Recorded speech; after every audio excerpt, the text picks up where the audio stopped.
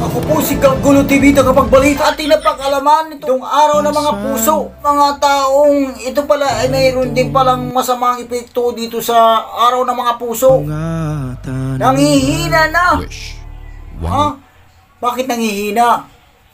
Nangihina na kasi wala nang pambili ng bigas. Wala nang pambili ulam. Bakit nga ba? Bakit nga ba na wala nang pambili ulam, pambili bigas? Pinambili ng mga bulaklak. Ito ang sisti. Pag uwi ng bahay, wala nang pagkain, wala nang bigas. Ito na nga walang pambili ulam, wala nang pera. Naubos na.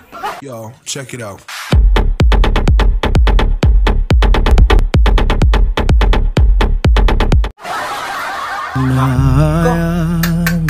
Mga kababayan natin,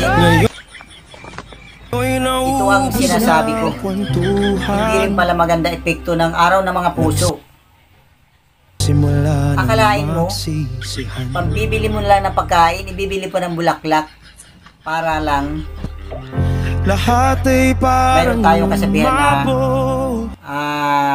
araw ng mga puso, kailangan magbigay ka ng regalo o para maging i-celebrate mo ang araw ng mga puso.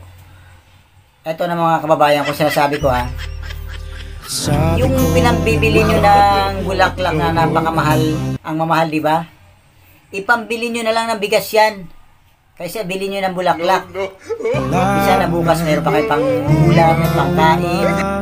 Hindi naman lahat nakaka-afford ng mga, pero pinipilit lang upang para maging masaya daw. Ito ang sisti kinabukasan. Wala nang pambili ulam, wala nang pambili pagkain, wala nang pira, wala nang pamasahe.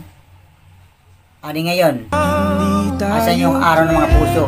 Araw ng mga puso dahil nangyari na yan, nagkahiwalay, dahil wala na may pakain sa pamilya, dahil doon sa mga ni-celebrate nyo, ng mga bumili ka ng mga kung ano-ano bulaklak, o kung ipinabili nyo na lang ng bigas, sardinas, o kaya kung ano-ano. O di nabusog pa kayo, pati pamilya nyo.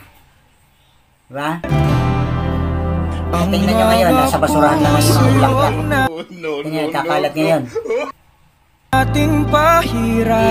Para sa akin, hindi pa.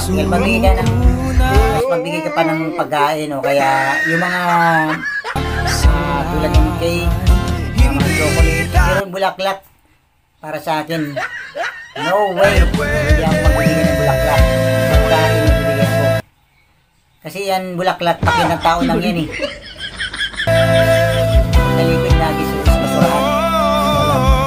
Diba? So mga kagagulo, ang balitang ito ay para sa mga araw ng puso na nakalipas na ngayon, asaan na?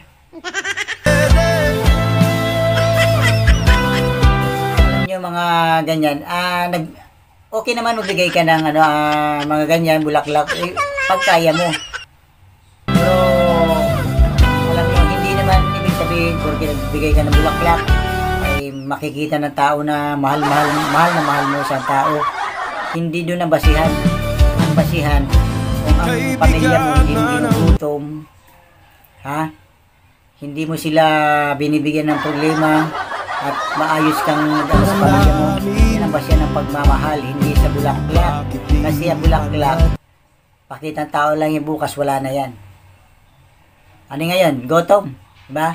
Gutom ang nangyari. Nagseryoso, iniwan, asan na? Paano naman si Cupido, diba? Yo, check it out.